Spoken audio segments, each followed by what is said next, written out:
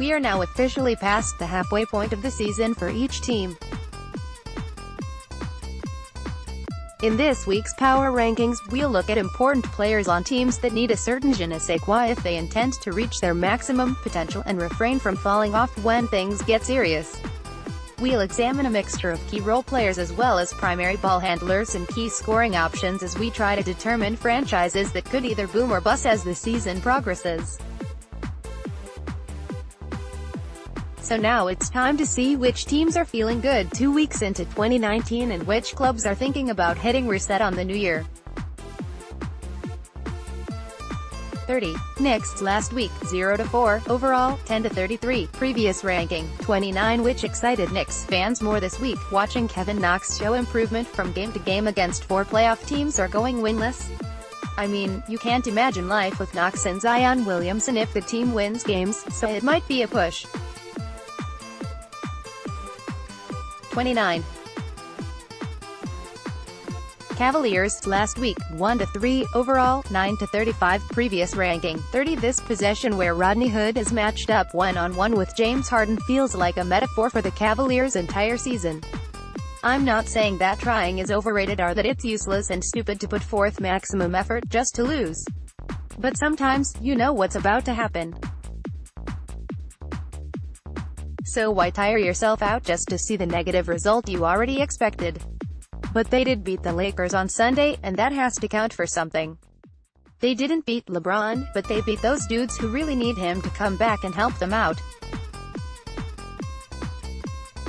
28. Bulls last week, 0-3, overall, 10-33, previous ranking, 27. There's a good chance Chicago's current 7-game losing streak stretches out to 10 by the end of this week. But hey, at least Jim Boylen is here to stay. The practices in Chicago might be too long for some, but there is a bit of stability now for a team that fired its coach in the middle of the season. 27. Hawks last week, 1-3, overall, 13-30, previous ranking, 26. Kevin Huerter's last 7 games have been pretty impressive, 15.4 points, 3.7 rebounds, 3.4 assists and 4 games with at least 2 threes. If Trae Young ever gets his three-point shooting in order, these two could become a deadly duo from distance going forward.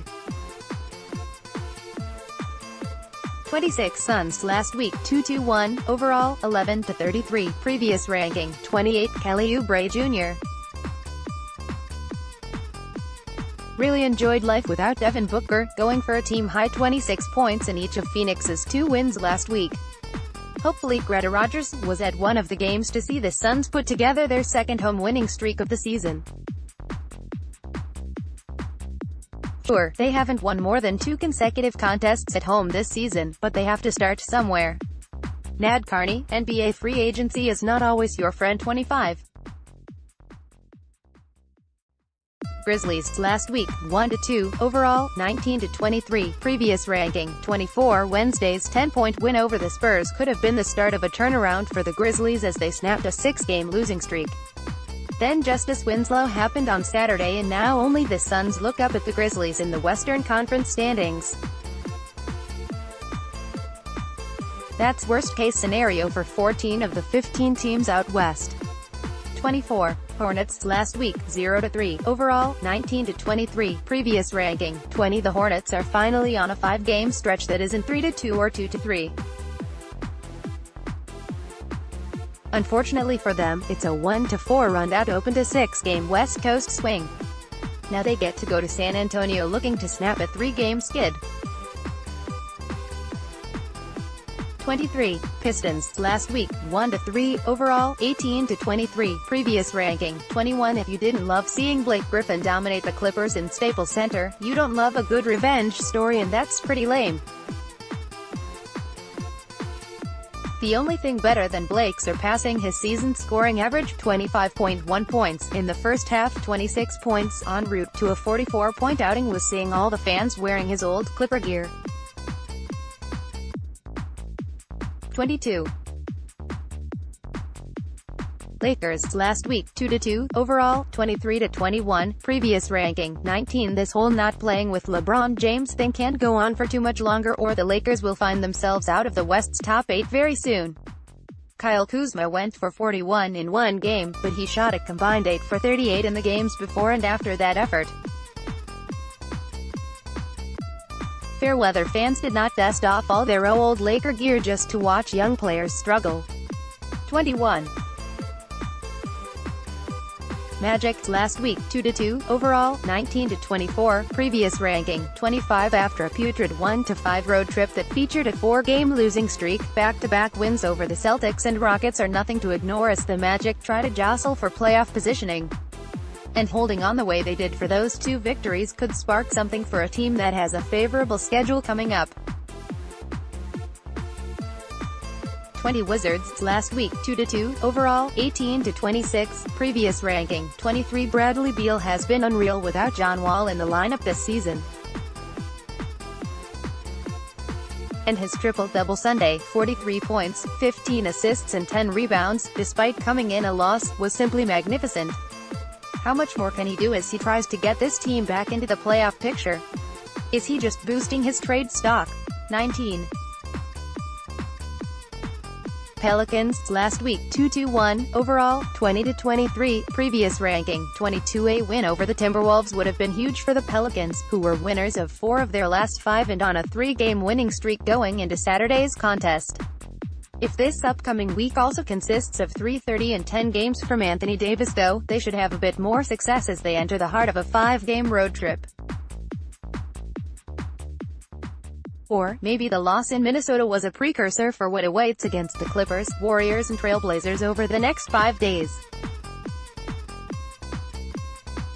18. Nets, last week, 1-2, overall, 21-23, previous ranking, 13. The Nets have no chance to win a game where D'Angelo Russell has more turnovers, 6, than points, 5, like he did Monday against the Celtics. He gets his shot at redemption to open this week in Brooklyn. 17 Mavericks, last week, 2-2, overall, 20-23, previous ranking, 17. When Luka Doncic is doing things like this, it's easy for people to forget about his teammates. However, there needs to be a bigger effort to make sure opposing defenses don't take that approach. With J.J. Barea done for the season, there's more pressure on everybody to create more off the dribble, and Harrison Barnes is the player who could make the biggest and most helpful jump in this area. In addition to putting up a career-low 1.1 assists this season, Barnes is also shooting his worst career percentage on twos. His career-high 41.3% from 3 makes up for a lot of this, but he needs to make defenses more concerned about him when he's inside the arc. He's never been a guy who just dished out dimes at will or made a living by driving to the rack, but we have reason to believe he can provide more in those areas than he currently is. And if he's not really in position to attack the basket more and get others their shots, he could at least help close out more possessions on defense.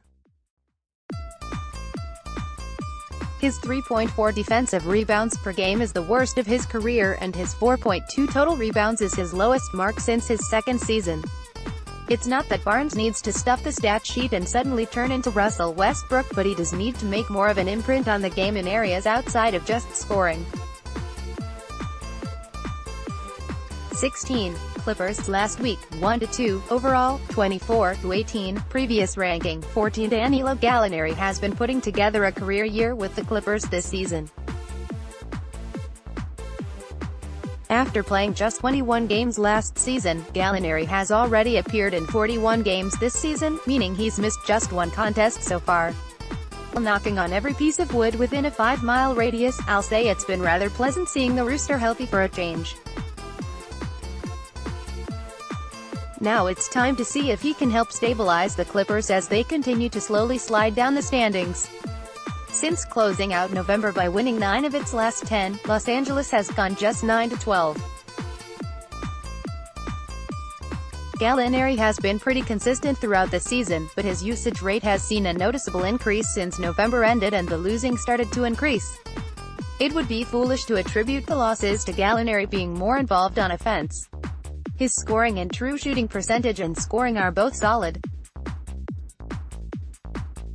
but his three-point shooting is down, particularly in January, which is a bit of an issue since his team averages the fifth fewest made threes in the league. And on the other end of the court, Gallinari's defensive rating has dropped from November.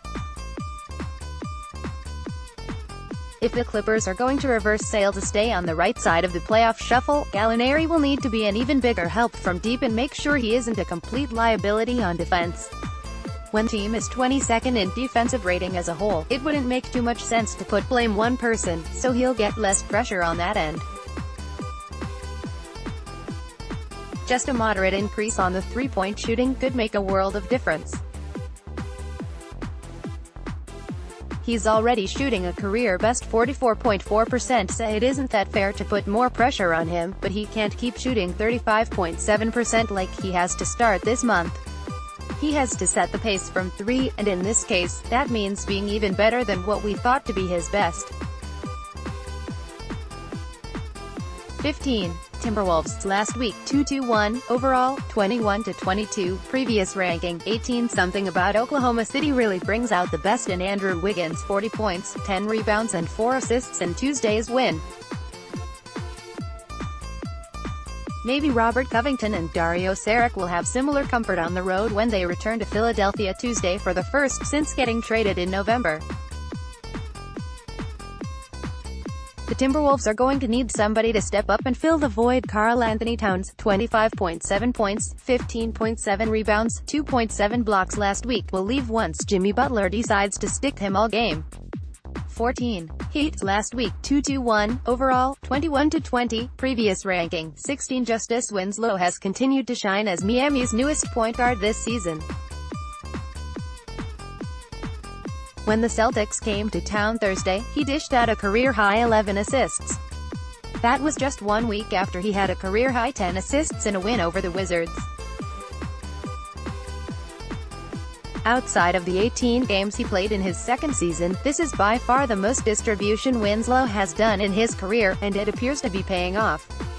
Miami is 9-5 in the 14 games Winslow has at least 5 assists, and 5-1 in games he has at least 7. And the one loss was to the Hawks, so the Heat were going to lose that game no matter what cause. They just can't beat Atlanta this season. Now back to Justice, who followed up his career-best passing night by going for 18 of his 26 points in the first half of a win over the Grizzlies. He shot 4 of 4 from 3 that night as he continued to show that his sudden jump in shooting last season wasn't a fluke. Winslow is still far from an efficient scorer, shooting just 42.6% on the season, but showing he has another element to his game that leads to others getting good shots should open up some more opportunities for him to exploit defenses for his own buckets. It also means the Heat have a player who can play all 3 perimeter spots when asked to help create some unique lineup matchups. 13. Kings, last week, 3-1, overall, 22-21, previous ranking, 15. Marvin Bagley III returning from injury was a nice boost for the Kings, who had been floundering a bit of late. It's probably mostly coincidence that Sacramento's lone loss of last week was without Bagley against the Suns, but when you're the guy who didn't play against the Suns and the team lost, I would make sure to remind everyone about it for at least a few days. Give the coaches something to think about as they try to figure out the minutes distribution in the front court. 12. Spurs, last week, 2-2, overall, 25-19, previous ranking, 10. Thank goodness for LaMarcus Aldridge exploding for a career-high 56 points against the Thunder on Thursday. Without that, this would have been a sour week in San Antonio. Now is not a good time to lose games to the Grizzlies, especially when you go into the contest on a 5-game winning streak. 11. Thunder, last week, 1-2, overall, 26-16, previous ranking, 7. The Thunder's season and postseason seeding will likely come down to just how much they can get from guys like Abdel Nader on the wing. If the 15 points he scored against the Spurs on Saturday are a sign of things to come from him, Oklahoma City might just be the real deal when April and May come around. 10. Celtics, last week, 2-2, overall, 25-17, previous ranking, 6. While Kyrie Irving continues to let the young guys know they don't know what it takes to become a championship team, Marcus Morris keeps playing some of the best basketball out of anybody on this team. In this, his career year, Morris has proven to be one of the best, if not the best, 3-and-D big man in the NBA. If his touch from deep stays true, 45.2%, in the second half of the season, he will shatter his previous career best mark from distance, 38.1% in 2013-14. But it seems like being another leader and veteran presence might be more important than his shooting. The season is certainly a disappointment in some ways in Boston, but it's also going just fine in others. Nobody wants to be fifth in a five-team race like the Celtics currently are in the East, but they're only 5 games behind the Raptors in the loss column and are 5-3 against the top 4 teams with 7 more games against those squads. Against Indiana on Wednesday, Morris led the team with 22 points and 8 rebounds, showing he certainly can be the guy to step up in big games. And in the 2 losses, he was far from the problem. But at the same time, this doesn't look like much of a solution.